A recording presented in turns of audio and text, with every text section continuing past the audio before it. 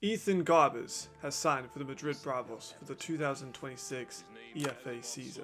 The former UCLA quarterback has surprised a lot of people by not landing in the UFL or the CFL, but he has landed in Spain. At 6'2" and 207 pounds, he has a good build for the position. He's not a wildly athletic player, and I think his pro day combine shows that. He's not going to run a 75-yard read option, but he's far from a poor athlete, and he can run when it's needed, and shows good football athletics in his arm and his release speed.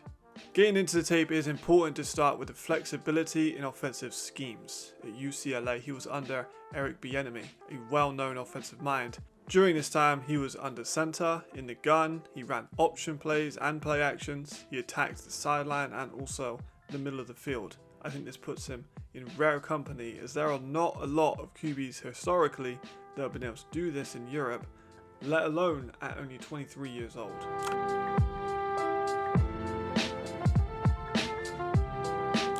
While we watch the tape, just keep an eye on the types of throws that he's making, in the positions, the down and distance, because it's important to envision what he's going to be able to do with David Warner. He is going to have a lot of potential here. Last week, only one so far tonight. Second down, Garbers, back foot. There he is, and there he goes. He's out for a spell. Keegan Jones is the tailback on 1st and 10. Fake it to him. Nice pocket. Lets it go. Sturdivant. Diving. Anthony free as the back. Garbers looking. Garbers lost it into traffic and touchdown pass, but sacked 4 times already. And able to get it.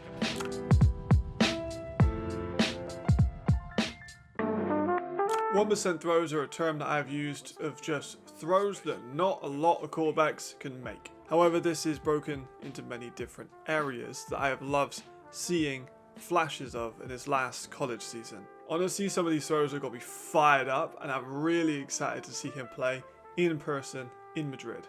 He has taken some serious hits on these throws, but he does not get thrown off during the play. He's able to stay in the pocket for a little bit longer if he knows that one of his reads is going to be open.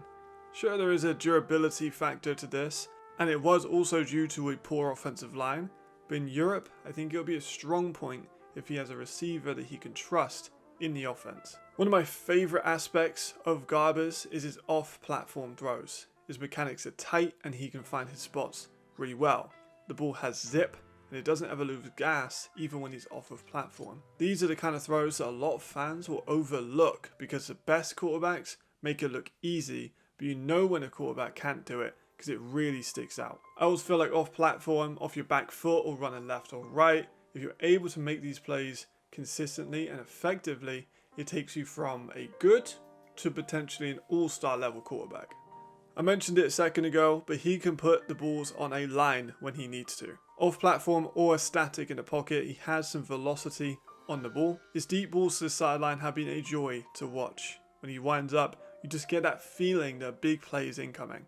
And that is an X factor that's going to make defenses respect him. The ball is quick to receivers and he shows anticipation and timing on his throws, which means receivers meet it in their stride or as they're coming back for the ball. Hands in the building making noises. Garbers connects with Logan Loya. Pocket movement is part of his game too. He can avoid pressure from defensive lines and keep his eyes downfield. He can take off, it's not a big part of his game, though he is tough. So he is willing to walk down a linebacker if he needs to. I love the touch that he has shown over the middle and on deep balls. These are some seriously beautiful and delicate throws. They just glide over the air, they have tight spirals, and as I said, more often than not, the ball looks like it's going to be a big play just based on the throw, if you know what I mean.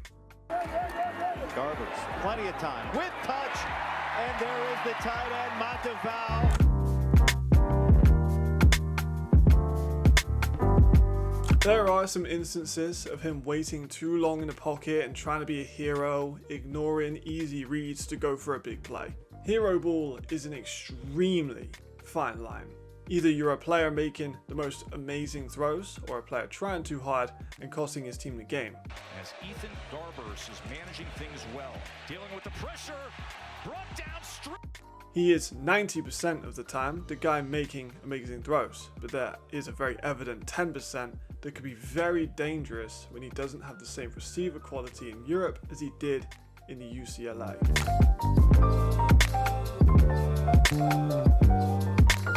Garbers in 2024 was certainly more turnover prone, and it stems from the hero ball area as well, but there are some risky throws, and he has let the ball slip out of his hands on multiple occasions when he's been hit. He holds onto the ball too long at times, which has been a problem, particularly on sacks, and he's had 11 interceptions in his final year at the college, along with a couple of fumbles. Overall though, I think Garbers is going to be a really big standout player for fans to watch in the 2026 EFA season for the Madrid Bravos. He's fun, he's exciting, he's young, he's got a very entertaining play style, he can make some crazy plays. One really exciting part for me, I think, is going to be seeing him versus another young quarterback in the league, Russell Tabor. I will be breaking down him on the channel a little bit later in the off season, but that young competition of who's the best up and coming quarterback, I think is going to be box office TV to watch in this season. The Reed Sinnott and Aaron Cruikshank era only lasted 1 year in Madrid, but produced a lot of results. However, I think that this could be the first step of the Ethan Garbers era in Madrid.